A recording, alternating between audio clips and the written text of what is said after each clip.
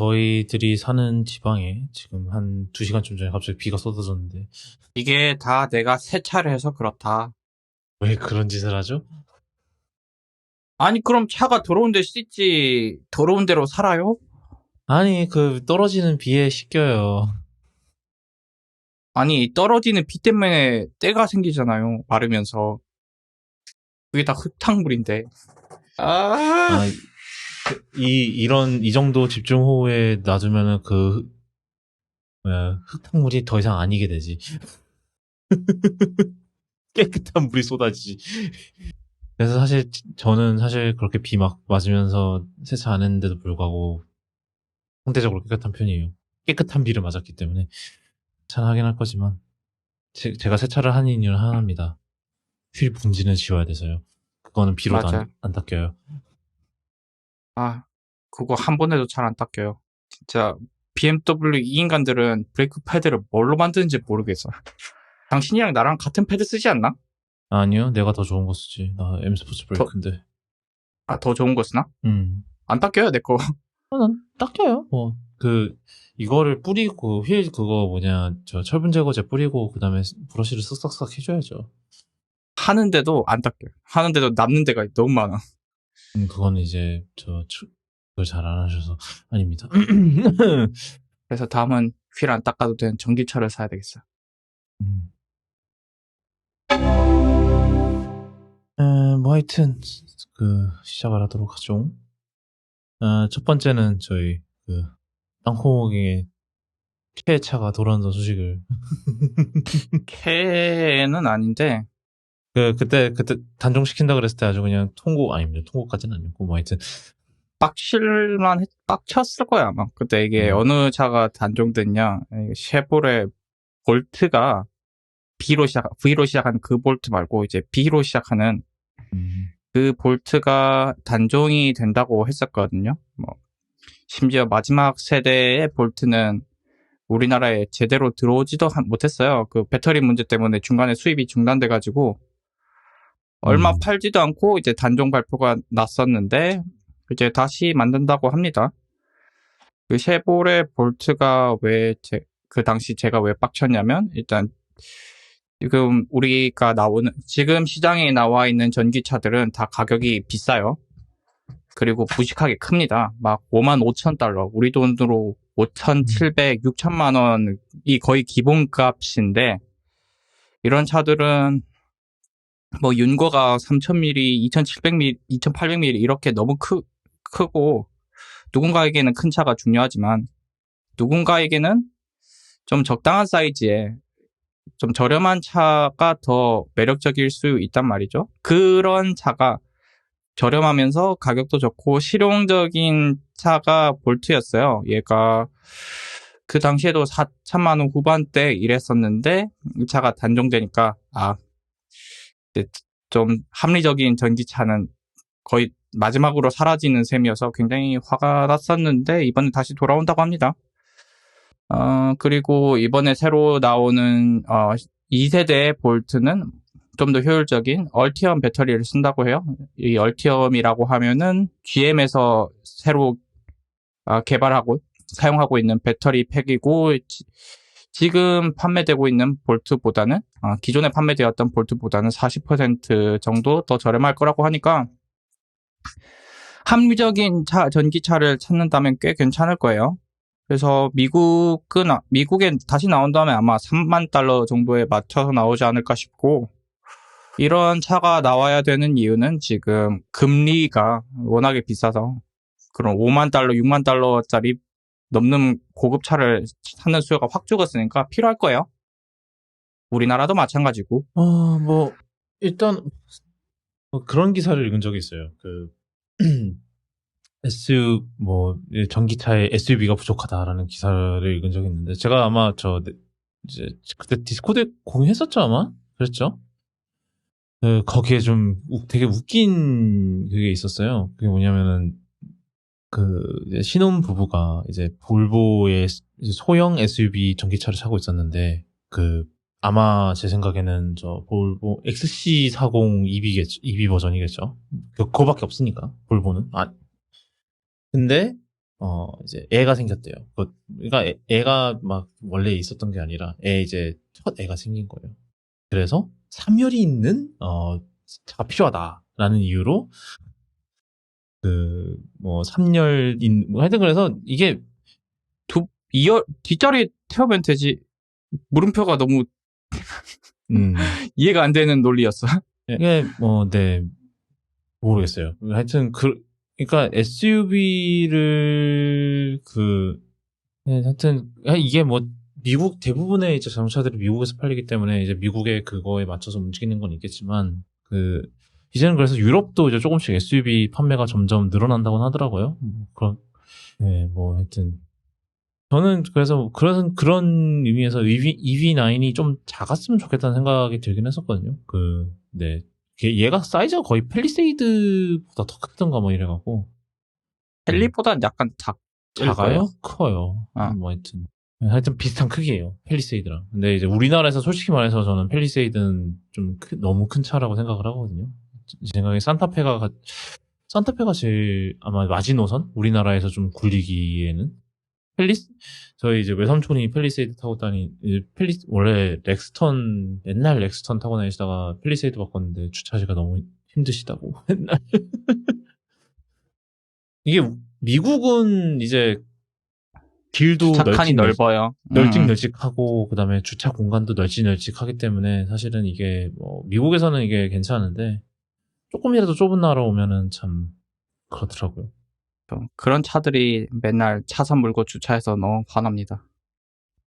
물론 근데 EV9은 거기서 작아지면 너무 사이즈가 애매해서 그 정도 사이즈 나오는 게 맞긴 해요. 왜냐면 EV6가 있기 때문에 확실히 구분을 하려면 근데 이게 보통 이게 그런 거죠. EV6는 너무 작고, 그러니까 만약에 뭐 이제 산타페급 정도의 이제 그 사이즈를 원하는 이제 되게 소비자가 원한다. 왜냐면 산타페가 많이 팔리지 아마 우리나라 SUV에서 가장 잘 팔릴걸요? 산타페가. 근데 만약에 그 정도 그 정도 크기의 전기차를 원한다고 하면 지금 선택지가 없거든요. 왜냐하면은 뭐 EV6나 아이오닉 5는 너무 작고, EV9은 너무 크고, 그래서 그 중간 사이즈가 없어요. 그래서 뭐 EV7을 만들든지 뭐 아이오닉 7을 만들든지 해야 되나? 약간 그런 게 좀 있는데, 뭐 하여튼 그래서 그 사이 좀 지금 이 포진돼 있는 게 좀 애매한 것 같아요. 이 포지션이 뭐 그런 게. 뭐 하여튼 볼트가 돌아오는 거는 맞아요. 사실 우리나라에서 지금 이제 좀 저렴한 전기차라고 하면은 거의 볼트가 그 시장은 독주를 하고 있었죠. 이제 곧 뭐 레이 EV가 나오긴 하겠지만 걔는 아예 클래스가 다른 차니까 뭐 걔는 제외를 하고 진짜 없죠. 볼트랑 경쟁할 현대에서도 지금 제 생각 아직도 사실은 EGMP 플랫폼 그러니까 아이오닉에 들어가는 그 아이오닉이랑 이제 EV6랑 이제 제네시스 들어가는 그 플랫폼 자체가 아직 제 생각에는 단가를 못 낮추고 있는 것 같아요. 아직도. 그리고 그 플랫폼이 뭐 배터리 사이즈를 줄여서 대응을 할 수 있는지는 모르겠는데 아마 그 플랫폼을 만들 때 볼트급의 소형 사이즈는 고려를 안 했을 수도 있어요. 그냥 애초에 아이오닉 5를 제일 작은 그 급부터 이제 생각했을 수도 있어. 뭐 이러나 저러나 근데 이제 단가를 낮춰야 이제 가격이 싸지든가 말든가 하는데 그래서 그 정도 이제 사이즈에 경쟁할 만한 차는 지금 없죠. 만약에 이제 내년에 미니가 300km쯤 업그레이드 돼서 나온다면 걔 말고는 없을 것 같아요. 근데 걔는 뭐 미니는 사실 차급은 비슷할지라도 결국은 걔는 약간 럭셔리급이기 용도가 때문에 너무 다르고 가격대도 다를 거고 포지션도 다를 거고. 그래도 사실은 웃기긴 하죠. 지금 미니 일렉트릭이 걔보다 싸긴 한데 근데 주행거리가 반이죠. 뭐 주행거리가 반인데 만약에 그 가격을 유지를 하면서 만약에 한다고 하면은 아마 저 볼트랑 그 아이오닉 5 사이에 좋은 중간이 될 수는 있겠죠. 물론 실용성은 떨어집니다. 걔는 투도어라서. 뭐 이번에 5도 안 할라나? 이번에 새 모델 나오면은 5도어를 할 가능성이 있기는 하죠. 왜냐면은 지금 미니 일렉트릭은 아무래도 좀 실험의 성격이 가능성이니까 그래서 그냥 3도로만 나올 지금 것 같은데. 루머에 이미 차세대 전기차 광고 찍는 게 나오고 있거든요. 그게 투도예요. 아니 뭐 그러니까 뭐 2도 나오고 5도도 같이 나올 수 있다 이 말이죠. 음, 왜냐하면은 뭐 그 미니 아니면은 뭐 걔도 있죠. 컨트리맨도 이번에 EV가 나오긴 할 거라 뭐 그 포지션을 갈 수도 있고 이제 미니 해치는 3도로만 두고 뭐 그리고 컨트리맨이랑 저 해치 사이에 이제 에이스맨이라는 게 나와요. 또 그게 또 저 그게 딱 그 중간 사이즈라서 걔가 이제 5도에 그거를 채울 수도 있고 뭐 가능성은 많죠. 이런저런 어디로 갈지에 대한 가능성은 많은데 지켜봐야죠. 뭐 예. 최근에 보니까 지금 전기차 인기가 또 시들해지고 있다 뭐 이런 얘기가 있긴 하던데 그렇죠. 이거는 제일 큰 이유는 금리입니다. 경기 아니 하강이랑. 뭐 금리는 제 생각에는 금리 자체는 얘만의 문제는 전기차만의 문제는 아니죠. 모든 차에 동일하게 적용되는데 금리. 그렇죠. 네, 그런데 전기차에 더 크게 적용되는 이유는 애초에 차값이 1, 2차만 더 비싸니까 더 민감하게 반응하죠. 그러니까 다 그거보다도 지금 보조금도 많이 축소가 된 상황이고 예, 나오는 보조금 지금 보조금 국고는 아마 돈다고는 하나. 그리고 뭐 그러니까 야금야금은 계속 현대가 좀 가격 장난질을 좀 심하게 하는 경향이 있죠. 그거 이제 그거 뭐냐, 보조금 상한선에 계속 그거 맞춘다고 계속 왔다 갔다 하잖아요. 계속 그래서 막 보조금 상한선 살짝 올리면은 아싸 이러면서 또 올리고, 차가격 올리고, 계속 그 장난질을 계속하고 있어서 그것도 좀 문제가 있는 것 같고. 그리고 뭐, 충전이 아직 여전히 물음표인 부분이 많아서, 어, 그게 제일 큰 것 충전이 크죠. 그러니까 뭐, 이제 미국 쪽 팟캐스트에서 이제 전기차는 막 집에서 충전하면 되니까 기름 넣으러 주유소 갈 필요도 없고 얼마나 좋냐 이런 얘기를 해서 제가 이제 길게 피드백을 보냈거든요. 요약하자면 그건 니네 나라 사정이고였어요. 사실 뭐 예전부터 얘기했지만 우리나라가 아파트 중심의 약간 집 그거잖아요. 이제 미국과 달리. 그때 그 피드백 보면서 봤는데 우리나라랑 미국의 저 인구 밀도 차이가 거의 얼마일 것 같으세요? 5배는 하지 않을까요? 일단은 미국이 제곱킬로미터당 33.6명이거든요. 근데 우리나라가 제곱킬로미터당 507명이에요. 거의 15배 넘는 거죠. 미국 같이 그렇게 모두가 막 집 하나 이렇게 해갖고 단독주택 해갖고 거기에 다 차고 하나씩 있고 그런 게 불가능한 나라다 보니 그래서 거기는 로드트립 하려면 힘듭니다. 전기차로. 근데 이제 그것도 뭐 이제 테슬라는 그거 많으니까 슈퍼차저 많으니까 어쩌고저쩌고 그러니까 그 사람의 이제 거기 팟캐스트에서 그거는 그거였어요. 그 장거리 뛸 때 빼고는 웬만해서는 충전에 대해서는 걱정할 필요가 없다. 뭐 틀린 말은 아니죠. 그리고 미국 사람들이 생각보다 장거리는 많이 안 뛰잖아요. 물론 통근 거리가 길 수는 있겠지만 장거리는 생각보다 많이 뛰진 않으니까 로드트립 그러니까 로드트립이라는 게 뭐 우리나 좋아하는 거지. 우리 같은 사람들이나 좋아하지. 일반인들은 그냥 비행기를 타죠. 비행기를 타고 가서 차를 빌리지. 갑자기 지금 그 충전 얘기해서 생각난 건데, 우리나라에서 지금 포터 때문에 문제가 많이 되고 있잖아요. 고속도로 포터. 근데 아까 레이 EV 얘기해서 잠깐 봤는데, 지금 후속 레이가 200km로 예정돼 있대요. 대충. 비슷하네. 포터랑 비슷하네요. 근데 이제 걔가 또 고속도로 오겠죠? 뭐 그러겠죠. 더 악화될 예정이다. 그러니까 충전 인프라를 노력을 해야죠. 그 정부에서도 만약에 정말 전기차를 하고 싶으면 물론 레이는 400V짜리 충전이 되니까 아마 한 100W, 100kW까지는 받지 않을까 싶어서 포터보다 낫겠지만 얘도 좀 고속도로 올라오면은 장난 아닐 것 같아요. 그러니까, 아니, 그게 사실은 근데 뭐, 그거를 걱정할 게 아니라 사람들이 전기차를 어차피 지금 응.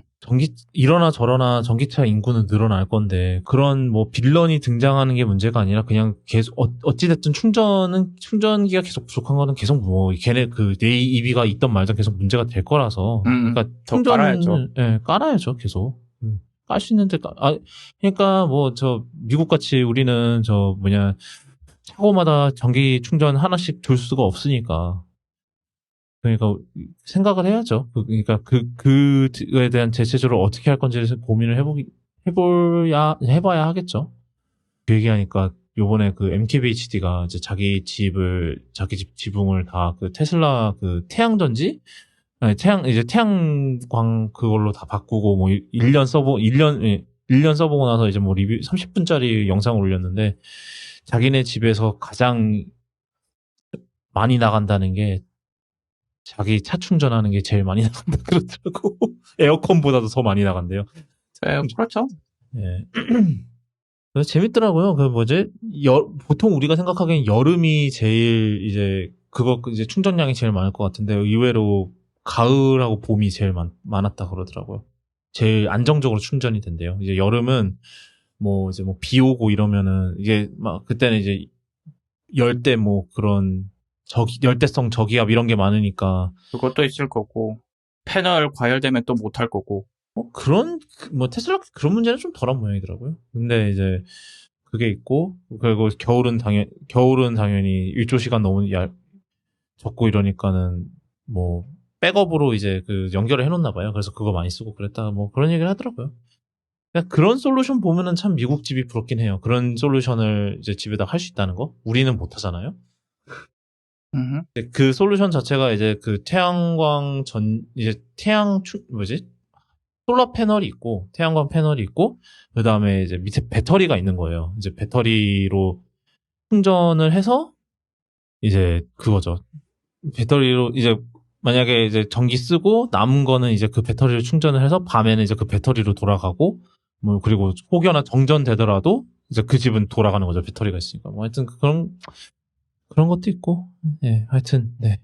자, 다음 소식은 애플이 이번에 뭐 한 7년, 8년쯤 전에는 미국 FBI와 붙더니 이번에 이제 영국하고도 지금 붙을 기세던데, 뭐냐면은 이제 영국이 이번에 새로운 법을 소개를 한다고 해요. 이제 이 법에 따르면은, 이제 두 가지가 있는데, 보안 기능을 추가하는 게 있으면은 이제 영국 정부에 먼저 통보를 하고 검사를 받아야 된다는 거죠. 그래서 만약에 이제 자기네들한테 불리한 뭐 기능이다 이러면은 영국 정부가 이거를 거부할 수 있다라는 그런 법이 생긴대요. 그래서 이제 이거에 대해서 이제 애플이 강하게 반대를 하는 건데 보나마나 이제 그 애플은 뭐 아시다시피 종단과 암호화를 엄청나게 빡세게 하는 기업이고 그다음에 뭐 아이메시지나 페이스타임도 다 종단과 암호화가 돼 있는데 이제 애플이 만약에 이거대로 하시면은 우리는 아이메시지랑 페이스타임은 영국의 서비스를 아예 안 할 거다라는 초강수를 두고 있는 상태라고 합니다. 영국이 좀 사실 근데 이게 뭐 비단 영국뿐만 아니라 저희가 지난번에 이제 소식 전해드렸던 대로 유럽 전반적으로 지금 이거에 대한 움직임이 좀 있죠. 그러니까 그 종단과 암호화된 것 때문에 결론적으로 뭐냐면은 이게 이제 범죄자들이 우리의 감시 없이 뭐 이제 뭐 범죄를 계획할 수 있고 뭐 그런 문제가 있다라는 게 주장인데 이거 그렇게 막 주장하는 거 보면은 옛날에는 다들 어떻게 수사하셨나 뭐 이런 생각이 좀 들긴 합니다. 이런 거 없었을 때는. 감청했죠? 이번 영장 받아서, 물론. 그렇죠. 근데 이거는 뭐 이거는 영장을 받건 말건 안 되죠. 이론상. 뭐 하여튼 그래서 이거는 제 생각에는 뭐 다양한 이유로 아마 통과는 못할 것 같아요. 뭐 물론 이제 영국 이쪽으로 되게 강하게 밀어붙이고 있긴 한데 사실 이게 지금 애플뿐만 아니라 뭐 여러 회사에서 지금 반대하고 있다고 해요. 뭐 시그널, 왓츠앱 다 종단과 암호화를 적용한 곳이죠. 공통점은. 그래서 이런 곳에 다 반대를 하고 있기 때문에 쉽지 않을 것으로 예상이 된다고 합니다. 네. 그리고 그 다음 거는 이제 이거는 이제 우리나라 소식이었는데 그 혈통 보안 아이폰 풀었다라고 해서 뭔가 했더니 뭐 간단하게 얘기해서 셀브라이트의 프로그램으로 아이폰 10s를 뚫었다고 합니다. 제가 뉴스 꼭지 보다가 꼬박꼬박 아이폰 XS라 그래서 되게 고통스러웠는데 하여튼 그래서 이 셀브라이트는 이제 이스라엘의 이제 기업이죠. 이스라엘 기업으로 이제 이런 법 집행 다양한 이제 여러 나라의 이제 법 집행 이제 기관에 이런 스마트폰을 뚫을 수 있는 그런 장비를 제공하는 곳인데 아직 이거에 따르면 아직 이제 최신 아이폰은 못 뚫는다고 돼 있어요. 그러니까 옛날 거 같은 경우는 이제 그 보안 뭐 하드웨어에 있는 이제 보안 취약점을 이용해서 이제 파고 들어가는 거거든요.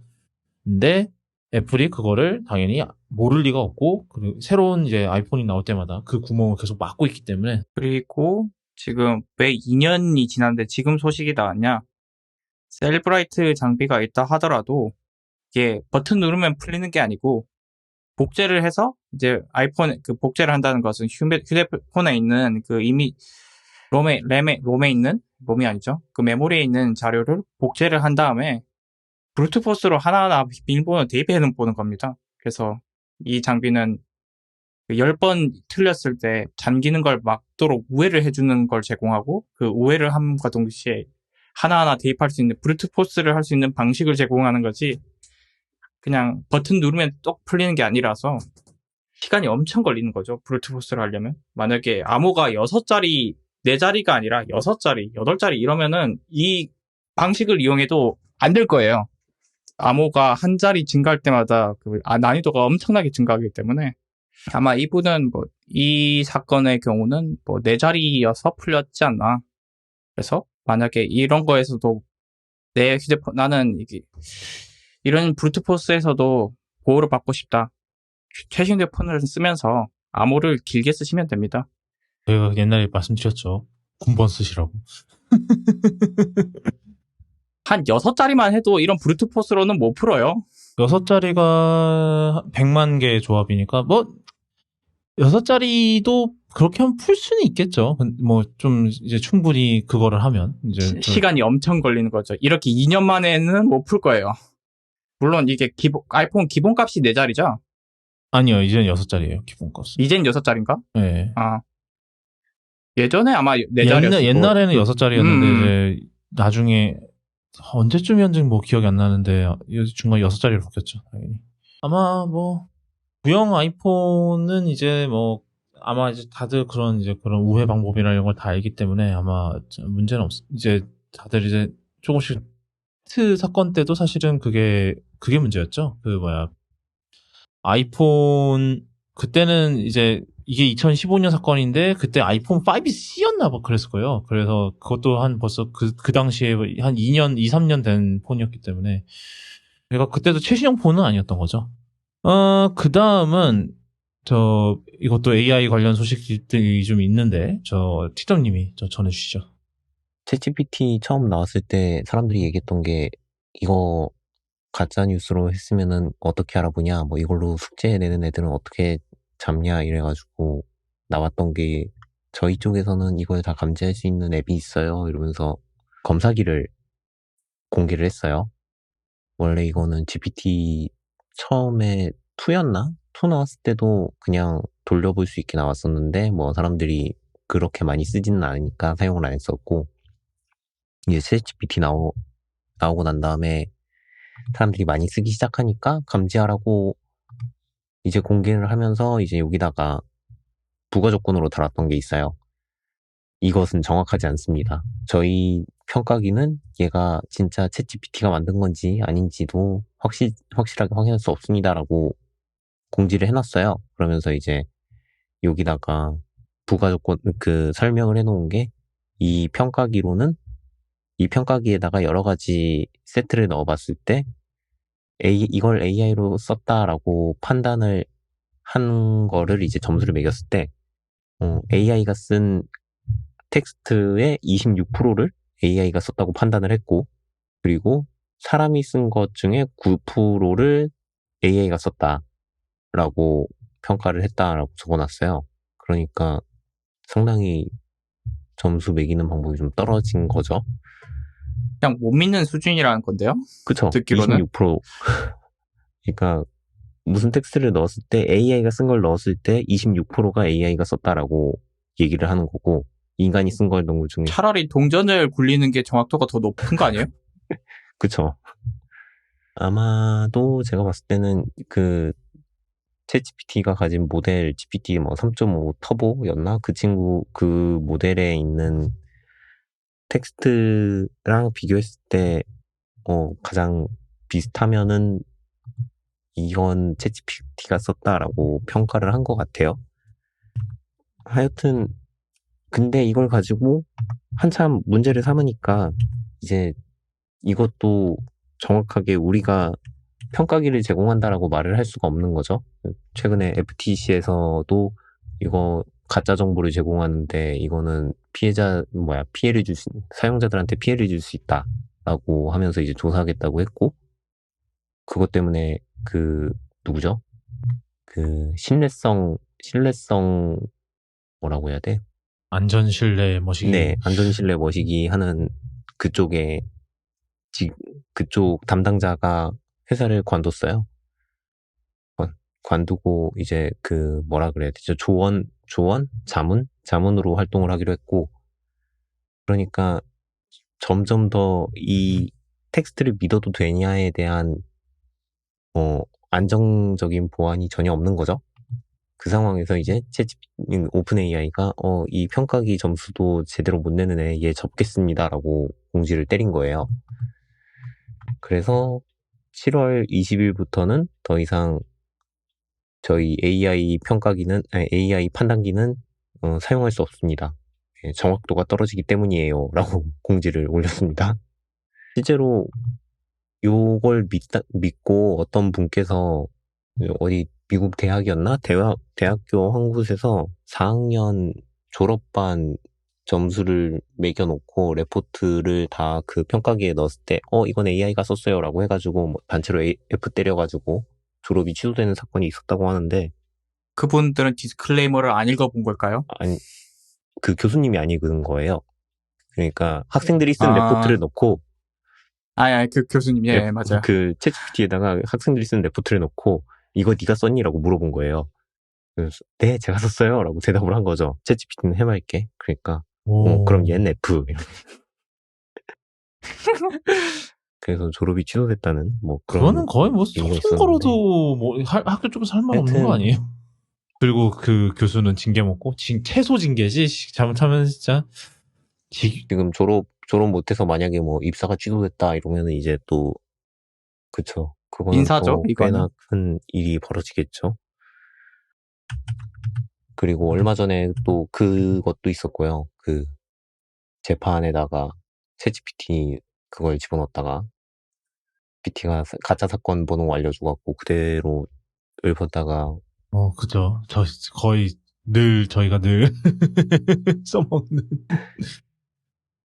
그런 분들도 계셨고요. 일단은 FTC가 조사를 하기 때문에 그것 때문에 내린 것 같기는 해요.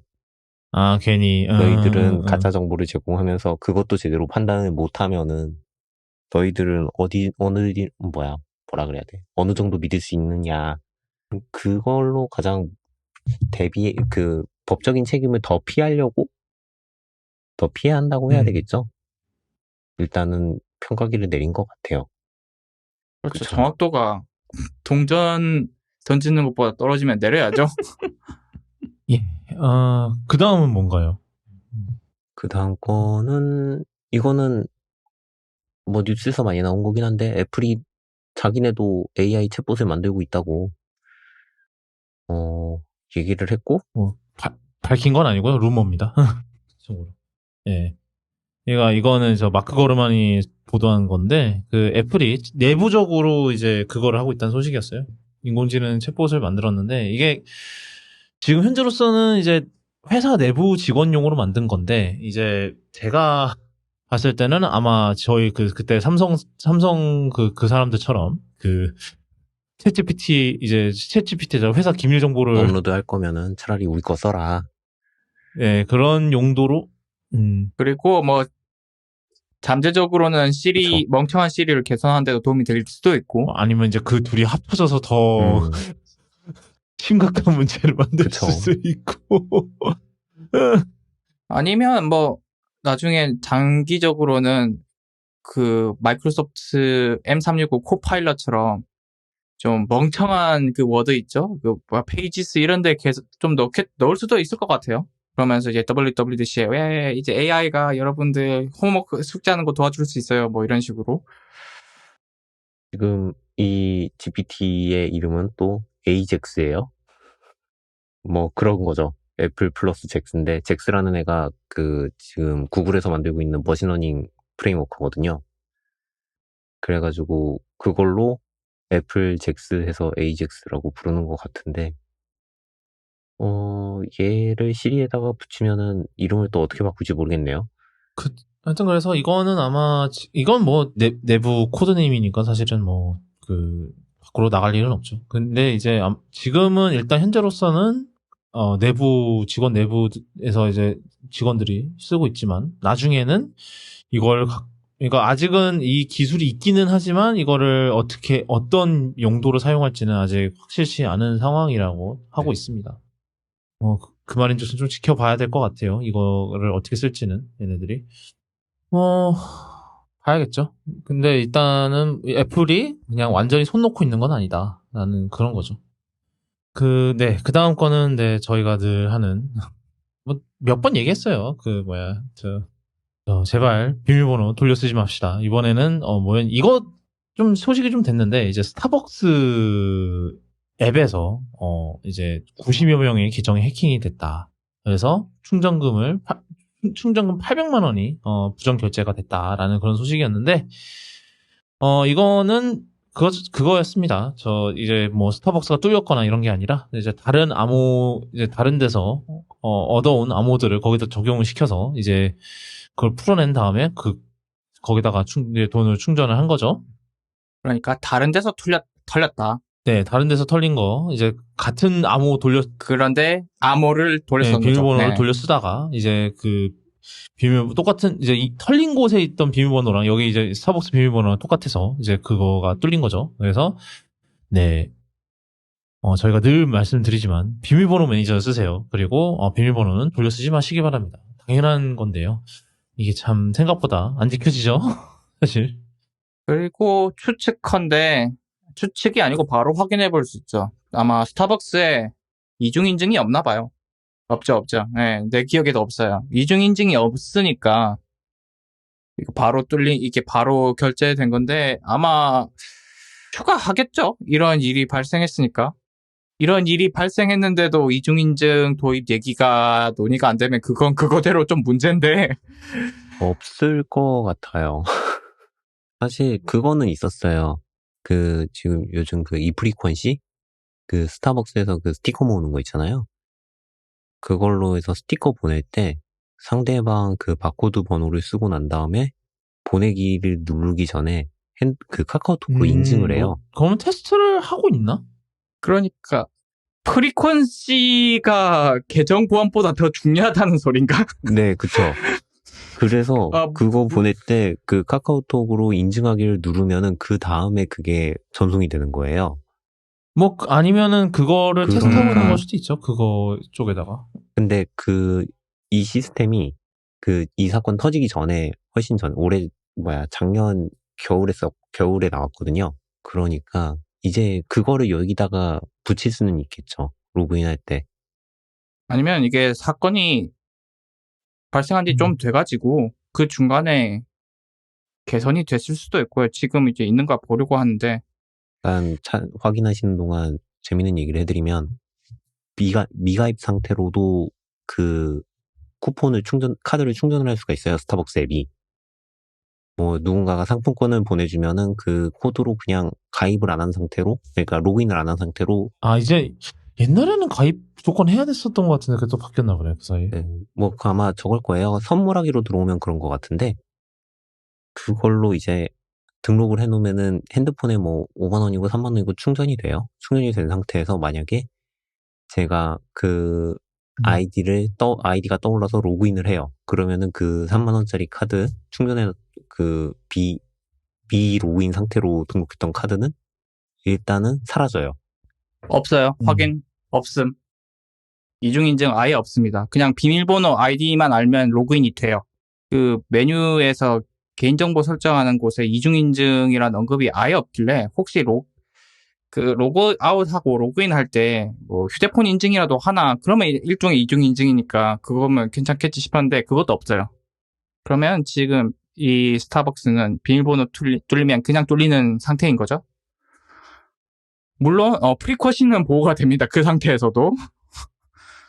아주 희한한 상태인데 하여튼 그래서 결론적으로 암호는 돌려쓰지 맙시다. 네. 비밀번호 매니저 씁시다. 아니 뭐 이제는 뭐 이번에 뭐지 맥OS 소노마부터는 그게 나오죠. 그 뭐야 아이클라우드 키체인을 이제 다른 브라우저에서 쓸 수 있게 그 익스텐션이 나온다고 합니다. 그러니까 제발 저 애플 쪽 사용자시면은 아이클라우드 키체인이라고 쓰십시다. 사실 아이클라우드 키체인도 꽤 괜찮아요. 뭐 많이 좋아졌다고 하니까 네 제발 씁시다. 뭐 어느 거든 뭐 원패스워드든 뭐 아니 저거 그 맨날 해킹당하는 게 뭡니까 라스트 패스 옛날 걔는 쓰지 마시고 걔는 뭐 몇 달마다 한 번씩 해킹을 당해 어떻게 된 게 뭐 하여튼 네 그 다음 소식은 영국 반독점 당국에 대한 소식입니다. 저희가 맨날 이제 마이크로소프트랑 저 액티비전 그거 할 때 다뤘었는데 이번엔 새로운 목표가 생겼다죠. 저 땅콩이님. 오도비요. 뭐 새로운 목표라기보단 이제 계속 눈독 들이고 있는 목표인데 어도비가 피그마라는 곳을 인수하려고 하고 있어요. 그래서 200억 달러짜리 이제 인수건인데 피그마라고 하면은 클라우드 기반의 디자인 플랫폼인데 UX, UI 하는 분들이 거의 다 이걸 쓰고 있습니다. 거의 대안이 없다고 하는 수준이래요. 다 이거 쓰는 걸로 알고 있고 어도비가 이 회사를 인수해버리게 되면은 그쪽 업계 사람들은 어도비의 마수에 놀아나게 되는 거죠. 이게 저희가 옛날에 다뤘었죠. 이게 꽤 됐어요. 그거 작년에 발표했던 것 같은데. 그래서 1차적인 조사를 이제 끝냈고 2차적인 조사를 또 한다고 합니다. 좀 더 딥하게 하나 봐요. 그래서 2차 조사는 12월 27일까지 진행을 한다고 하고 그 1차 마감하면서 어도비랑 피그마한테 야 너네 어떤 식으로 어떤 조치를 할지 경쟁 저하가 우려되는데 이를 방지하기 위해 어떤 조치를 할지를 들었고 그걸 바탕으로 또 2차 조사를 하나 봐요. 이거는 막아야 될 것 같아요. 이거는 진짜 막아야 되는 딜이라고 생각하고 어도비가 UI 쪽 이걸 인수해버리게 되면 이 분야는 아예 경쟁이 없어지는 수준이라고 하니까 저는 이건 막혔으면 좋겠는데 잘 모르겠습니다. 일단 영국에서는 이렇게 진행 중이고 다른 곳 FTA는 어떤 식으로 진행되는지도 봐야 되겠어요. 영국 혼자서 막는다고 되는 게 아니니까 유럽이나 미국이 제일 중요하겠죠. 근데 이제 영국도 시장이 크니까 이제 이런 한 군데서 막히면은 사실 다른 데서 안 막힌다 하더라도 이제 얘네들이 어도비나 피그마가 아예 영국에서 철수하지 않는 한에는 영향력이 있기 때문에 사실 그래서 한 곳에서만 막아도 사실은 이게 문제가 될 수가 있죠. 그러니까 막 규모가 큰 시장이 아니면은 철수를 해버리면 되는데 정말 내가 간절하게 얘를 인수해야겠다 싶으면 거기서 시장에서 철수를 하면 되거든요. 근데 영국은 그럴 시장은 아니죠, 사실. 그래서 잘 뭐 해결을 하든지 막히든지 뭘 어떻게 해야겠죠. 피그마 인수하겠다고 어도비 크리에이티브 클라우드의 영국 매출을 포기를 할 수는 없는 거니까. 네. 다른 반독점 소식을 전해드리면은 바로 이제 EU인데 이번엔 EU인데 EU에서는 또 마이크로소프트를 조사를 하게 됩니다. 이번에는 오랜만이죠. 저 마이크로소프트의 종특은 아니고 뭐라 그럴까 저 특기입니다. 바로 끼워 팔기에 대한 조사를 한다는데 이번에는 이 오피스에다가 팀즈를 끼워 판 거에 대한 지금 이제 조사를 하겠다고 발표를 했다고 합니다. 이거 같은 경우는 슬랙이 이거에 대해서 제소를 했다고 하고요. 제소라 그래야 되나? 컴플레인트는 뭡니까? 맥락에 따라 다른데 제소가 맞을 거예요. 진정 요청 뭐 이런 거. 그래서 그 제소를 한 상태 이거에 대해서 이제 뭐 진정 요청을 한 뭐 그걸 했고 그다음에 이제 이후에서 이거를 조사를 이제 시작한다고 합니다. 그래서 사실 이게 사실 이거를 이용해서 이제 마이크로소프트가 팀즈의 그 점유율을 급격하게 늘린 거 자체는 부정을 할 수가 없는 거라서 사실은 그래서 슬랙이 이거에 대해서 뭐 불만을 제기하는 거는 당연한 거이고 같고요. 제 생각에는 이것도 좀 지켜봐야 될 것 같은데 아마 제 생각에는 뭐 어느 정도 벌금 때려 맞고 그 다음에 팀즈를 따로 뭐 월 구독제 뭐 월 뭐 싸게 하겠지 뭐 월 5불에 묶든지 뭐 이런 식으로 해갖고 해야 되지 않을까 싶어요. 이거는 뭐 이제 먼 옛날 이제 한 20몇 년 전에 이제 그 인터넷 익스플로러 끼워 팔기와 굉장히 비슷한 맥락이죠. 왜냐하면은 뭐 그때는 이제 윈도우도 사는 거였고 지금도 오피스는 사는 거니까. 그래서 뭐 사는 거에 뭐 이제 끼워준다. 근데 이 윈도우도 그렇고 이제 오피스도 이제 둘 다 이제 각자의 그거에서 거의 독점적 위치를 갖고 있는 제품군이고 이제 거기에다가 이거를 끼워 판다는 거는 이제 의도가 빤히 보이는 거기 때문에 그래서 반독점 조사를 하겠다라는 그런 소식인 거죠. 그 다음은 이거 또 나름 이번 주에 일론 머스크 뭐 트위터 쓰시는 분 이제 트위터가 아니죠. X죠. 예, 뭐 X라고 바꿨는데 이것도 참 웃겨요. 이게 지난 주말에 벌어진 일이었는데 이제 그 일론 머스크가 옛날부터 막 X로 바꿀 거다라는 얘기를 막 그냥 이따금씩 얘기하긴 했었거든요. 근데 이거를 갑자기 지난 주말에 갑자기 하겠다고 하면서 뭐 로고를 받겠다 그러면서 누가 이제 로고를 뭐 원래 자기가 쓰려던 거냐 안 쓰는 거라서 드립니다라고 해서 그걸 가지고 그냥 로고를 바꿨다고 합니다. 그래서 로고가 바뀌었고 그다음에 이번 주 동안 뭐 앱 업데이트 되면서 다 이제 그 앱 아이콘도 X로 바뀌었고요. 물론 이제 그 이름은 여전히 트위터라고 돼 있긴 하지만 지금 듣자니까 이제 지금은 되게 혼돈의 카오스예요. 왜냐하면 이름만 X지 뭐 안에 들어가면 막 다 트윗이라고 여전히 다 돼 있고 이런데 지금 뭐 베타 버전 테스트되고 있는 거에는 이 트윗이란 단어도 없앤다고 합니다. 그 포스트라고 바꾼대요. 뭐 우리나라에서 뭐 게시하기 뭐 이런 식으로 바뀌겠죠. 그래서 이 트윗이라는 단어의 그거를 다 흔적을 다 없애고 있는 거죠. 일론 머스크가. 막무가내 아니에요 이거. 그것도 있잖아요. 그 X 계정도 강제로 뺏었고. 그게 아마 규정이 있을 거예요. 그 사용자 계정을 가져갈 수 있는 그 권리가 있을 거예요. 그래서 예를 들어서 유명인들이 자기 이름으로 된 핸들을 누가 가져가 있으면 그걸 근거로 뺏어서 주거든요. 뭐 트위터만 그러는 건 아닌데 그걸 근거로 우리 이제 X로 바꿀 거니까 X 내놔 하면서 냅다 가져갔죠. 넥스 내놔라는 말도 안 했죠. 그냥 가져갔죠. 이거 보고 처음에는 사칭이라고 계정 정지시키는 거 아닌가 하려고 그랬는데 그래도 뒤에 숫자를 잔뜩 붙여가지고 계정을 살려놓긴 했더라고요. 그리고 이 X 로고도 사실 그거잖아요. 그 모노타입에 있는 그거라고 하더라고요. 근데 이게 뭐 좀 이상해 보이긴 하지만 법적으로는 크게 문제가 되진 않을 가능성이 높다고는 하더라고요. 그리고 이제 뭐 메타도 그렇고 마이크로소프트도 그렇고 다 X에 대한 그 이제 상표권이 있다. 뭐 그래서 뭐 얘네 싸우는 거 아니냐 이랬는데 사실 상표권은 그게 조금 다르다고 해요. 그래서 상표권 같은 경우는 이제 이 산업만 충돌하지 않으면은 사실 문제가 없다라는 옛날에 대표적으로 이제 애플이랑 이제 우리가 아는 컴퓨터 회사 애플이랑 그 다음에 비틀즈의 레이블인 애플 레코드가 있었죠. 둘이 엄청나게 싸우다가 실제로 엄청나게 싸워서 막 아이튠스 스토어에 비틀즈 없고 막 이러다가 뭐 2009년인가에 극적으로 타결해서 아이튠스에 막 비틀스 다 들어오고 막 그거를 막 애플 배너 막 이랬던 하여튼 그런 적이 있는데 하여튼 어디까지나 이 사업 분야가 충돌하지만 않으면 사실 상표권은 크게 문제될 건 없다고 해요. 그리고 이게 듣자니까 옛날에 그 믹서라 그래서 이제 마이크로소프트에서 트위치 개석거라고 마이크로소프트에서 트위치 개석거라 해갖고 만든 게 있었는데 그게 결론부터 말씀드리면 망했습니다. 옛날에 그 되게 유명한 닌자? 그 포트나이트 플레이어였나? 맞아요. 네, 막 데리고 와서 거기서 막 돈 주고 데려와서 독점 스트리머고 그랬는데 결국은 망해서. 그렇죠. 그 독점 계약 끝나기도 전에 믹서가 먼저 망했어요. 예, 그래서 그냥 닌자는 그냥 그걸로 돌아가고, 그렇죠. 트위치로 돌아가고, 계약금 냠냠하면서. 네, 얌얌하면서 돌아가고, 그 다음에 아마 마이크로소프트가 이런 이쪽 에셋을 다 메타한테 팔았을 거예요. 그래서 둘 다 갖고 있는 거라고 하더라고요.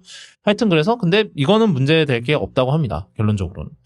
그렇지만, 일단 법적인 문제는 없겠지만, 이제 이거를 생각해 봐야 될 게, 약간 트윗이라는 그 단어가 약간 구글, 영어로 하면은 이제, I Google something 이러면은 이제 구글에 검색했다라는 게 거의 우리나라에서는 그렇게 잘 안 쓰는데, 나 네이버 했어 이러지 않잖아요. 근데 이제 미국에서는 그렇게 동사로 많이 하거든요. 이게 근데 이제 우리나라에서 이제 트윗했다 이런 식으로 많이 썼었는데, 이제 아이덴티티를 없앤 거죠. 이제 머스크가. 그렇죠. 멀쩡히 잘 쓰던 단어와 표현과 이런 것들. 근데 멀쩡하게 쓰던 거 없은 게 한두 개겠냐마는 머스크가. 그렇기는 한데. 근데 이제 이런 과감한 리브랜딩? 그런 걸 하는 이유가 이제 옛날부터 얘기한 게 있죠. 나는 슈퍼 앱을 만들고 싶다. 그러니까 이 X를 중심으로 한 슈퍼 앱을 만들 거다. 그러니까 대표적으로 우리가 잘 아는 이제 그런 슈퍼 앱의 대표적인 얘기는 중국은 위챗, 그리고 우리나라는 카카오톡이 있죠. 그러니까 다 이게 공통적으로 보면 다 메신저를 중심으로 이제 발전을 한 거죠. 메신저라는 것 자체는 이제는 사람들이 통신하기 위해서는 필수적으로 필요한 건데, 여러 가지 좀 의문점이 드는 건 사실이거든요. 트위터가 그런 거를 할 수 있냐가 일단은 1번이고, 이걸 어떻게든 한다 할지라도 결국은 이제 뭐가 기다리냐면 이제 반독점 조사가 기다리고 있죠. 옛날에는 이런 위챗은 중국이니까 이제 그렇게 할 수 있었던 거고, 우리나라 카카오톡 같은 경우는 우리나라 이제 공정거래위원회가 제의를 안 해서 이꼬라지가 된 거긴 한데, 하여튼 그런 환경 속에서 이제 이런 앱들이 슈퍼 앱이 될 수 있었죠. 위챗이나 카카오나 이런 애들이. 근데 콜 오브 듀티 갖고도 막 고소하는 이제 이제 FTC가 있는 나라에서 과연 일론 머스크가 이 슈퍼 앱이라는 걸 키울 수 있을까라는 게 저는 의문점이 듭니다. 저는 앞으로도 트위터는 제 마음속에 트위터로 남아있을 거고요. 접기 전까지는. 접기 전일까요? 접는 게 먼저일까요? 아니면은 터지는 게 먼저일까요? 이미 좀 이번에 터질 줄 알았는데, 스레드가 생각보다 너무 빨리 죽어가지고 아직은 좀 버틸 것 같고요. 원 앱이 좋은지 잘 모르겠어요. 그러니까 하나로 X인지 뭔지 하나의 앱으로 모든 걸 다 하는 그 시스템을 저는 바람직하게 생각하지 않아요. 일단 위챗, 미국 중국에서 위챗이 없으면 거의 생활이 안 되는 수준이라고 하는데, 그 하나의 앱이 너무 많은 걸 생활에 너무 많은 걸 담당하게 되는 걸 저는 바람직하게 생각하지 않아요. 카카오도 우리나라에서 이미 카카오가 그렇게 돼버려서 문제라고 생각하고 있고, 그 하나의 앱이 하나라도 좀 똑바로 하면 다행인데, 카카오 보면 메신저로서 정말 별로거든요. 그런데 이미 너무 강력한 영향력을 차지하고 있기 때문에 쓰는 건데. 그러니까 이 꼬라지가 되도록 이제 공정거래위원회에서 아무것도 안 했다는 게 사실 문제인 거죠. 근데 이제 미국의 FTC 같은 경우는 이제 메타가 인스타그램 먹었을 때 그걸로 못 막아서 이제 그거에 대한 이제 뼈아픈 교훈을 배웠기 때문에 지금 너고소로 엄청난 너고소 파티를 하는 거잖아요. 근데 그거를 과연 머스크가, 안 그래도 FTC랑 지금 사이 안 좋을걸요? 그래서 트위터 때문에. 그런데 우리나라는 지금 최근에 카카오 데이터 센터에 불났을 때 정부의 입장이 좀 웃겼어요. 제 입장에서는. 왜냐면 그렇게 불이 나서 카카오가 뻗어서 우리 사회가 다 마비돼 버리면은 문제잖아요. 이거는. 그랬을 때 좀 제가 생각했을 때 올바른 논의 방향은 카카오 의존도를 줄이고, 카카오가 뻗더라도 정부의 기능, 뭐 정부 알림 기능이라든지 인증 기능이라든지 금융 기능은 제대로 구현될 수 있도록 뭐 다른 대안들을 활성화시키고 뭐 인증 같은 것도 마찬가지야. 카카오 인증뿐만 아니라 다른 인증도 사용하도록 하고 주소 검색도 마찬가지예요. 카카오만 쓰는 게 아니라 정부에서 제대로 된 걸 제공하거나 서드 파티들을 좀 키워주거나 할 생각을 해야 되는데 정부에서 하는 말은 이제 카카오가 너무 많은 사람들이 써서 이제 사회적인 사회 공공 인프라가 되었으니까 카카오가 뭐 어쩌고저쩌고 뭐 정부가 뭐 개입을 해야겠다 뭐 이런 얘기를 하는 거 보고는 저게 맞나? 카카오가 아무리 생각해도 사기업인데 사기업이 저렇게 너무 강력한 위치를 차지하는 걸 정부가 어떻게 분산시킬 생각은 안 하고 그걸 보호할 생각을 하는 게 맞나라는 생각이 들었거든요. X가 생각하는 게 구현이 된다면 카카오가 되지 않을까. 약간 그래서 별로 바람직하진 않은 것 같다. 거기까지 가는 것도 문제죠, 근데 사실. 갈 수 있겠냐고. 지금. 미국에선 못 가요, 일단. 일단 미국에서 메시징 사업은 애플이 먹어버렸고. 그쵸, 아이메시지로. 뭐 쇼핑은 아마존이 먹었고, 미디어는 유튜브가 먹었고, 그리고 그나마 이제 좀 단건 뭐라고 해야 될까요? 소셜 네트워크 중에서 좀 밈 이런 바이럴 쪽은 틱톡이 먹어버렸고 과연 트위터 가지고 일론이 꿈꾸는 그 X앱을 만들 수 있을지도 의문이에요, 진짜. 미국 내에서. 그게 어렵죠. 그리고 사실 그런 거를 만들기에는 일단은 이미지가 너무 날아가 버렸어요. 그러니까 그런 슈퍼앱을 만들려면 이제 이 베이스가 되는 고객층?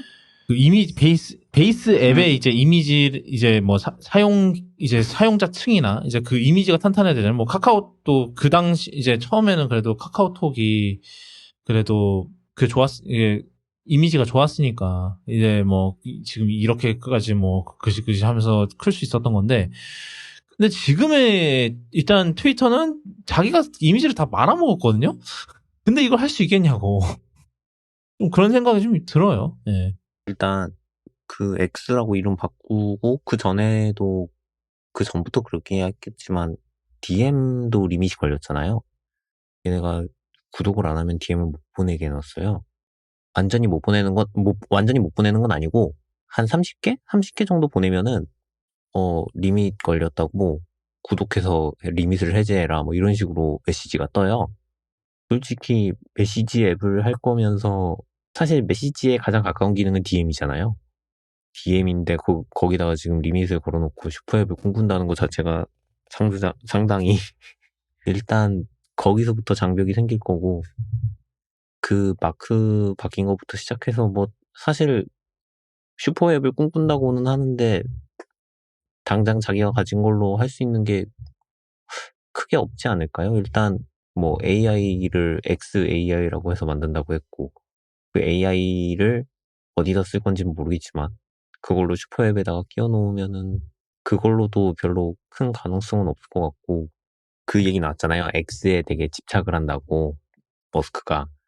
그래서 페이팔도 이름 X 넣자고 한참 했었다는 얘기가 있고, 그리고 지 아들 이름도 X로 지어놨고, 그런 걸로 봤을 때는 뭔가 브랜드를 X라고 해서 계속 만드는 걸 되게 좋아하는 것 같은데, 그 브랜드를 X라고만 유지하는 것 뿐이지 이걸 슈퍼앱으로 하나로 만든다라는 거 자체는 되게 불가능할 것 같거든요. 그래서 가지고 있는 서비스도 그렇게 없을 것 같고, 뭘 한다 한들 일단 그 돈부터 내라라는 그게 엄청나게 장벽이 될 것 같아요. 돈도 만약에 진짜 트위터를 그대로 유지해 놓고 이게 어느 정도 다 쌓이고 난 다음에 여러분 구독자로 바꿉니다 이랬으면은 글쎄요, 그러면 조금 이탈을 많이 했겠지만 그래도 조금 구독하는 사람들이 생겼을 텐데, 다짜고짜 박아놓고 돈 내 이러면, 그래놓고 이제 우리는 슈퍼앱을 노린다 이러면 크게 도움될 것 같지는 않아요. 여러모로 쉽진 않다. 그 전에 뭐 아닙니다. 모르겠다. 이미 그러니까 그런 독점 환경 자체가 사실상 뭐 이제는 만들기가 힘든 이미 다 꽉 잡고 있는 상황에서 그걸 한다는 것 자체가 사실은 힘들죠. 예. 그게 문제인 거고. 그 다음은 저 마지막으로 이번에 삼성에서 제가 맨날 얘네들은 이제 한국 기업이라면서 맨날 미국에서 이벤트 하냐고 뭐라 그랬더니 뭐 이번에 드디어 처음으로 서울에서 언팩을 했습니다. 코엑스에서 했다는 것 같은데 그래서 뭐 갤럭시 폴드 5랑 플립 5가 나왔죠. 저랑 티덤님은 저희가 며칠 전에 접선을 해서 같이 만져봤는데 일단 티덤님 느낌 좀 들어볼게요. 플립 같은 경우에는 처음 메인 화면이 커져가지고 상당히 괜찮아 보이기야 했는데 배터리가 걱정될 수준이었고 거기다가 이제 뭐 원래도 플립 시리즈가 배터리가 그렇게 좋진 않았잖아요. 네. 그런데 거기다가 지금 메인 화면 프론트 화면을 그 정도로 키워놓고 거기다가 이제 뭐 앱도 뭐 여러 가지 돌리고 하는 걸로 그런 목적으로 쓴다면은 배터리가 더 빨리 닳지 않을까? 그게 조금 걱정이 됐고. 물론 이번 세대가 좀 칩셋이 좋긴 할 거예요. 그것 때문에 좀 오래 가지 않을까 싶기도 하고. 폴드랑 플립이랑 공통적으로 느낀 거는 일단 펴지는 것 자체가 상당히 깔끔해졌다. 접히는 부분이 좀 많이 눈에 안 띄었다가 이제 제일 컸는데 하지만 접히는 부분은 어쩔 수 없이 계속 보이기야 하죠. 그래도 어느 정도 최소화했다는 데 의의를 두겠지만 일단은 전 세대보다는 잘 깔끔해진 것 같다. 폴드는 그리고 완전히 접혔잖아요. 그래서 그것까지는 괜찮았던 것 같다. 아니, 플립이 제대로 접혔고 폴드는 아직도 조금 틈이 많이 보였는데 플립은 이제 정말 플립을 원하는 사람이 있다면 지금부터는 사도 괜찮지 않을까? 이제 배터리만 해결하면 되지 않을까 하는 생각이 들었고요. 폴드는 비슷했어요. 조금 더 가벼워졌다는 느낌은 들었는데 그거 빼고는 딱히 똑같더라고요. 플립이 이번에 진짜 대격변을 겪었고 한다면 플립이다 싶었어요. 이번에도. 폴드는 모르겠습니다. 저는 근데 이거 얘기 사실 뭐 삼성 뭐 사실 둘 다 사실은 뭐 플립이 이제 화면 커진 거 그다음에 그런 거 빼고는 사실 그러니까 둘 다 그렇게 뭐가 대격변의 뭐 그런 업데이트는 아니었던 것 같아요. 물론 저도 이제 만져봤을 때 이제 특히 둘 다 이제 이제는 꽤 단단해졌구나. 이제는 만듦새가 많이 좋아졌구나 이런 생각이 들지만 뭐 여전히 뭐 먼지 문제는 해결을 해야겠죠. 근데 제가 생각했을 때 이제 플립의 지금 현재로서 제품 완성도가 더 높아 보이는 거는 제 생각에 삼성이 더 집중을 하고 있기 때문일까요? 왜냐면 저렴하니까 둘 중에서는. 그래서 더 많이 팔리려니까 얘 좀 더 집중을 한다는 느낌이 전 들었는데 근데 저는 이거는 사실 두 분의 좀 의견도 좀 듣고 싶긴 한데 제가 사실 플립이 이게 이 폴더블의 진정한 미래는 이 폴드형이 될까요? 아니면 플립형이 될까요? 저는 얇은 폴드. 일단은 상당히 얇은 폴드. 아니면 상소문 에디션. 상소문. 일단은 큰 화면을 찾는 거니까 제 생각에는 큰 화면을 계속 사람들이 찾고 있으니 지금 일반적으로 쓰고 있는 사이즈에다가 더 커질 수 있으면 좋겠지만 두께는 그대로여야 될 것 같다. 저는 둘 다 계속 갈 것 같아요. 그냥 보통 좀 일반적인 사이즈의 폰을 원하는 사람들은 계속 플립 형태를 살 거고 이 장르는 계속해서 인기를 끌 거고 맥스급보다 좀 더 큰 화면을 원하면서 나는 휴대폰에 200만 원 쓸 자신이 써도 된다 하는 분들을 위해서는 계속 폴드가 판매가 될 건데 폴드는 앞으로도 가격이 지금보다 한 50만 원쯤은 내려오지 않는 이상 소수를 위한 휴대폰으로 계속 남을 것 같아요. 사실 제가 이번에 좀 아쉬웠던 거는 가격을 전혀 뭐 낮추고 이런 걸 안 했다는 거.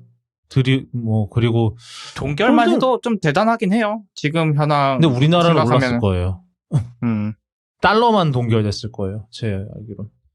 그리고 그래서 우리나라는 지금 폴드가 지금 200만 원이 넘죠. 시작 가격이 이미 200만 원 넘고 시작하는 가격인데 제가 그거를 묻는 이유는 뭐냐면 사실 플립이라는 그거 자체가 이게 많이 얘기들 하더라고요. 이제 그때 이제 플립 3 나왔을 때 이제 가격이 많이 떨어져서 이제 사람들이 이제 좀 사정권에 들어오잖아요. 그 전까지만 해도 비쌌다가 그 전에 플립이 막 160만 원 이랬는데 이제는 이게 사정권에 들어와서 120만 원, 30만 원이면 살 수 있으니까 그래서 사람들이 많이 구매를 했었단 말이에요. 근데 그랬던 사람들 중 많이 보면은 그 다음 폰은 다시는 플립을 선택을 안 하는 사람들이 많더라고요. 그러니까 저 주변만 봐도 그렇고, 막, 아이폰 쓰다가 이제 플립 3가 궁금해서 플립을 샀어요. 그러고 나서 아이폰으로 다시 돌아가고, 다음 폰은.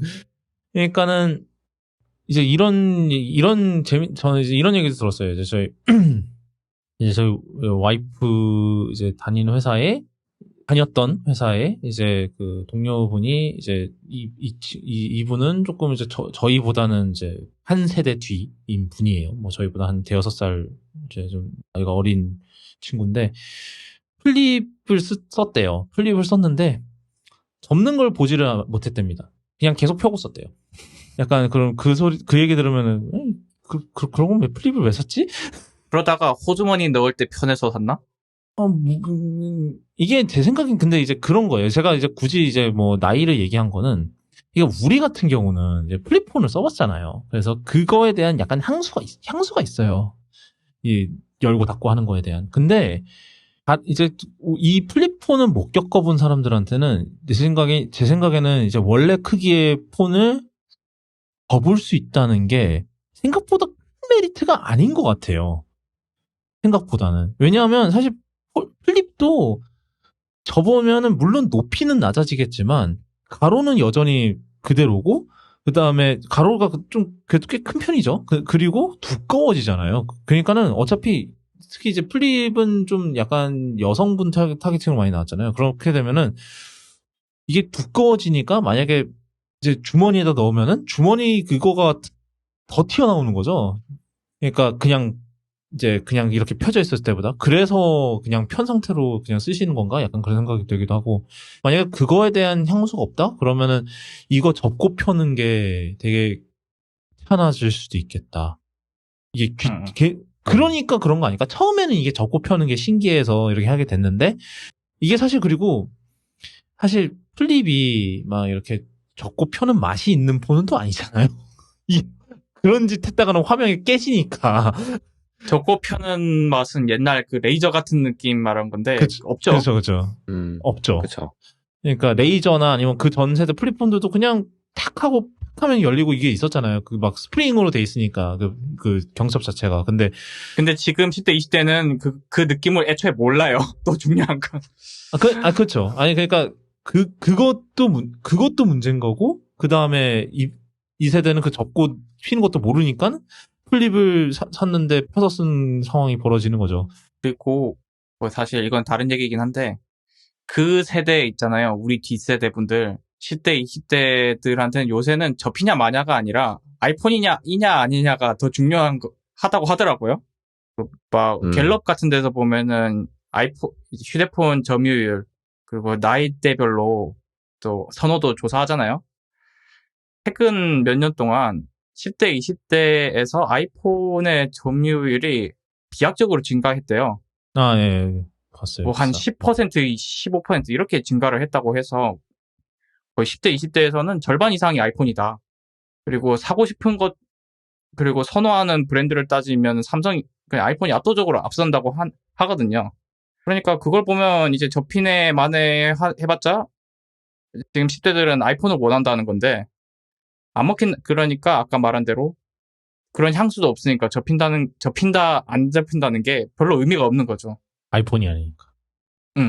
아이폰이 접히면 아이폰 접히네 신기하네 이러겠지만 아이폰이 아니니까 더 별 매력이 없는 거죠. 물론 이제 왜 아이폰에 끌리냐는 이제 아예 별개의 논의라서 이거는 그 다음에 얘기하고. 네, 그렇죠. 그거는 네, 그렇죠. 그건 우리나라만 그런 거는 아니더라고요. 뭐 미국도 늘었대요. 미국이야 뭐 원래 그런데 더 늘었대.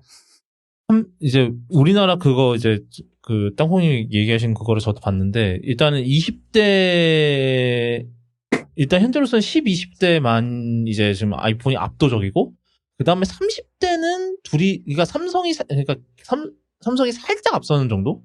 근데 거의 반반이에요. 거의 제가 기억하는 51대 49인가 그랬어요, 거의.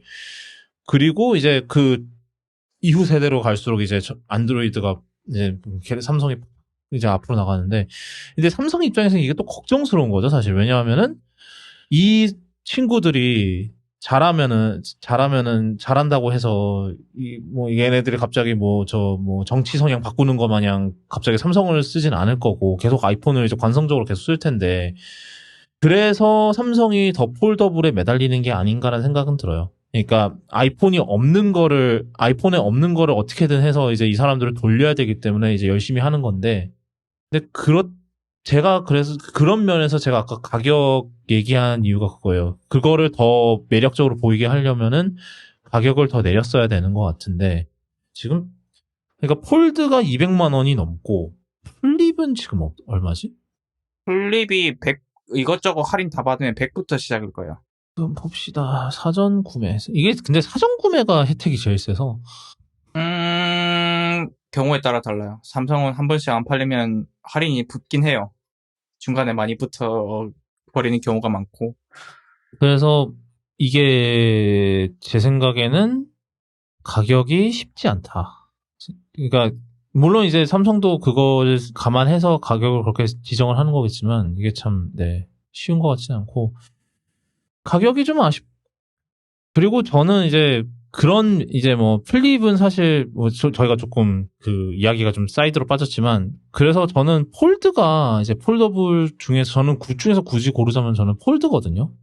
폴드가 더 사용성이 더 좋을 것 같아요. 플립은 저는 사실 플립 1세대를 경험해본 사람이잖아요. 그래서 이제 생각을 해보면은 저도 비슷했어요, 그때.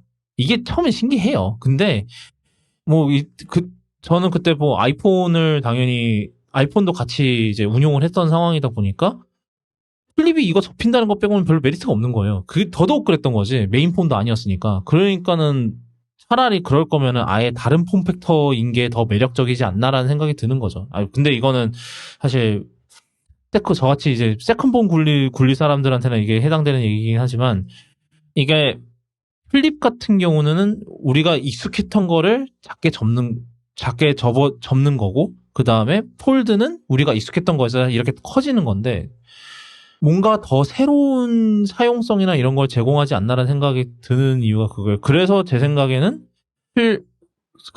그래서 얘네들이 그 구글이 이제 픽셀 폴드만 내놓은 게 아닐까라는 생각이 들긴 하거든요. 픽셀 플립은 안 내놨잖아요, 얘네들이. 그게 더 그러니까. 그래서 저는 그런 생각이 들고, 물론 이제 요번에 폴드가 좀 동네북이 됐기 때문에 폴드 5가 별로 바뀐 것도 없고, 진짜 경첩 구조 개선된 거, 물론 경첩 구조 개선된 거 큽니다. 왜냐하면 이런 폴더블들의 가장 고질적인 문제가 결국은 내구성이 가장 고질적인 문제이기 때문에 그게 해결됐다는 거는 정말 고무될 부분이라고 생각을 합니다만, 사실 그래서 만약에 제가 이거를 만약에 샀다고 하면은 저는 차라리 폴드4를 중고로 사지 않을까. 근데 아니면은 내년 초에 중고 올라오는 걸 보든지. 얘네들 감가가 아주 그냥 폴더블4는 좀 중고를 진짜 조심해야 돼요. 물론 이제 그걸 감안해서 감가가 아주 세게 들어가긴 하는데, 다른 휴대폰과는 달리 물리적으로 움직이는 부분이 있고, 그렇죠. 폴더블들은 다 그렇죠. 예. 하필이면 그게 가장 비싼 부품이기 때문에. 그렇죠. 감가가 그만큼 세니까. 제가 한번 심심해서 검색을 해봤거든요. 폴드4 100만 원 아래야 다. 이미. 그렇죠. 그 감가인 거죠. 예. 근데 이거는 어쩔 수 없는 거죠. 사실은. 그래서 사실 차라리 그런 생각도 하긴 해요. 삼성이 차라리 그냥 이 폴드에서 이 전화 기능을 빼버리고, 물론 그런다고 해서 단가가 그렇게 낮아지려는지는 모르겠지만, 그냥 핸드폰인 부분을 다 빼버리고, 그 카메라도 그냥 하나만 넣고, 외부 디스플레이 빼버리고, 그냥 그렇게 하면? 라는 생각도 해보긴 하거든요. 이거는 그냥 갤럭시 탭 폴드가 되는 거지, 사실. 물론 이제 뭐 개발 자원이나 이런 거 하는 상 그건 그런 건 힘들겠지만 사실 저는 이게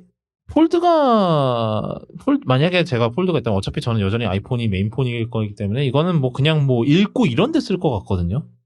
그리고 뭐 멀티태스킹 이런 거 하고. 그래서 아이패드 사실은 미니처럼 네, 아이패드 미니. 그렇죠. 아이패드 약간 제가 접히는 결국 미니처럼 쓰겠죠. 그냥 접히는 아이패드 미니가 되겠죠, 진짜로. 그래서 사실 전화 기능 자체는 필요가 없긴 하죠. 그래서 뭐 그런 생각도 들고. 그래서 저는 저도 옛날에는 플립이 더 뭔가 더 매력적일 것 같다라는 생각을 했었었는데, 그러니까 플립 1을 샀었겠죠, 옛날에. 근데 요번에 보면서 좀 이거 이제 이런 에넥도트 그런 이제 외부에 밖에서 그런 얘기들을 듣고 뭐 이제 실제로 만져보고 하면서 보니까 물론 요번에 플립 5가 정말 잘 나오긴 했지만 플립 그 상품성 자체가 그렇게 막 뛰어난 것 같지는 않아요. 제 생각에는 현재로 특히 만약에 플립이 정말 제 생각에는 잘 되려면 일단 최소한 카메라를 좀 최소한 뭐 S23이랑 동급으로 넣어주든지 해야 될 것 같아요. 카메라 만약 좀 메인폰이라 그러니까 약간은 이제 최소한 만약에 플립이 정말 경쟁력이 좀 있으려면은 최소한 S23이라는 3과는 동급의 하드웨어가 돼야 하지 않을까라는 생각이 좀 들어요. 뭐 카메라든 뭐 그런 쪽에서 그래야 뭐 좀 그러니까 그거의 폴더블 버전이다라는 그런 선택권을 줄 것 같은데 지금은 사실 카메라 하드웨어가 아직도 그런지는 모르겠는데 옛날에 막 S10e에 뭐 카메라를 넣었다는 등 뭐 이런 얘기 했었거든요. 사실 근데 그렇게 하고 그런 면에서 이제 폴드 카메라도 그 좋은 편은 아니라고 그게 좀 문제긴 한데. 그럼 두 분은 다 폴드보다는 플립이 끌리시는 건가요? 가격이 문제가 아니라면 폴드긴 한데 현실적으로 이제 다들 휴대폰을 하나를 쓰기 때문에 세컨폰이 흔하진 않잖아요. 하나만 쓴다면 플립을 쓰지 않을까, 대부분. 아, 그렇죠. 뭐 그러니까 플립이 더 대중적인 모델이긴 한데 좀 저는 이제 폴더블의 잠재력을 더 잘 보여줄 수 있는 건 폴더라고 생각을 하는 거고. 근데 저는 이제 만약에 한 대만 한다면은 그치. 만약에 제가 뭐 아이폰이랑 이런 연계점이 없고 만약에 둘 중 하나를 고르라고 하면은 저는 사실 폴드를 샀을 것 같기는 해요. 좀 비싸더라도. 네, 뭐 하여튼 그건 그렇고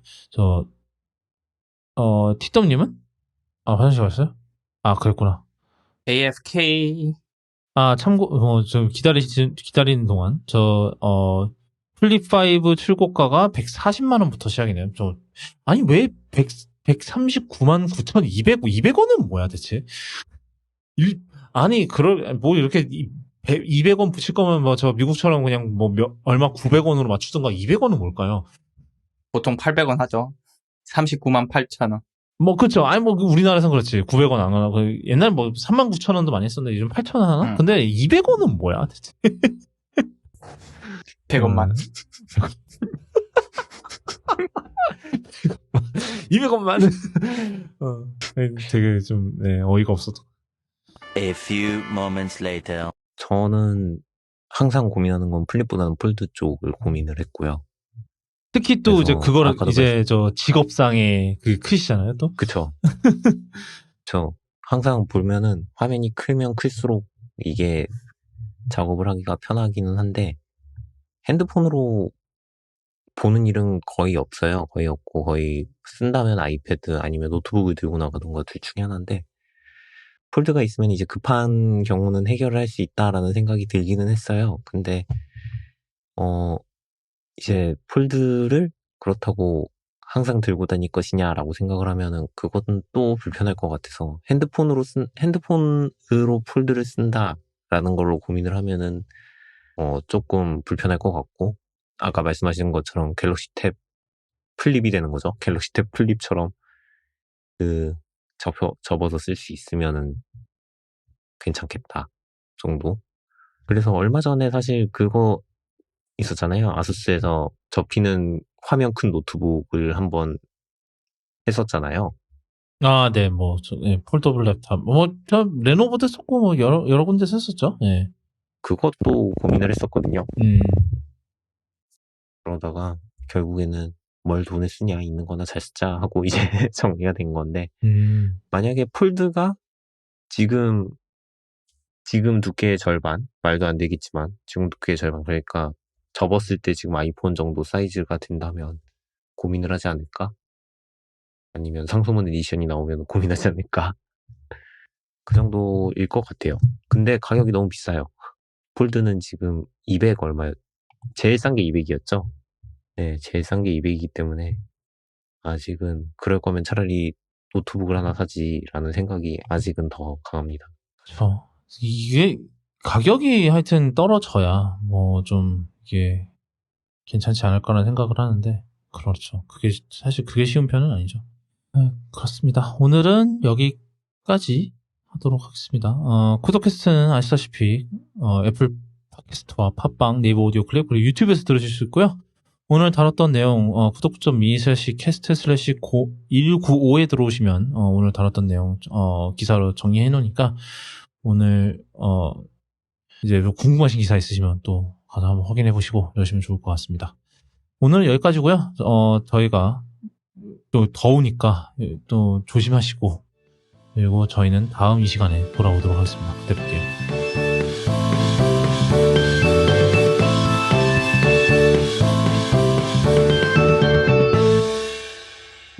아니 이 사람들이 대체 어디서 제가 이걸 하나 올려드릴게요. 이게 어디서 이게 새 나가는 건지 모르겠는데 무슨 팟캐스트 관련 약간 스팸 메일이 요즘 엄청 많이 와요. 가끔씩 이래. 가끔씩 저 노트북 할 때 가끔씩 오고. 하여튼 이런 게 와요. 테크놀로지 카테고리 한국에서 10위랍니다. 팟캐스트가. 우리가? 그럴 리가. 그럴 리가. 순위권에 있을 리가 없잖아. 애플 팟캐스트 랭킹이 그렇대. 한국 팟캐스트 내 테크놀로지라는 유효한 카테고리가 있어? 없는 것 같은데? 없을 것 같은데요. 나 이 카테고리의 존재 자체부터가 의문이야. 뭐 테크놀로지 팟캐스트 뭐 없는 건 아니지. 아니 뭐 없다고 봐도 되지. 왜 우리나라 열어보겠습니다. 응? 애플 팟캐스트 앱을 열어보겠습니다. 인기 차트 모든 왜 카테고리에서 호주에 순위가 있어? 난 그게 그러게요. 더 의문인데. 호주에서 누가 듣는 신기하다. 거지?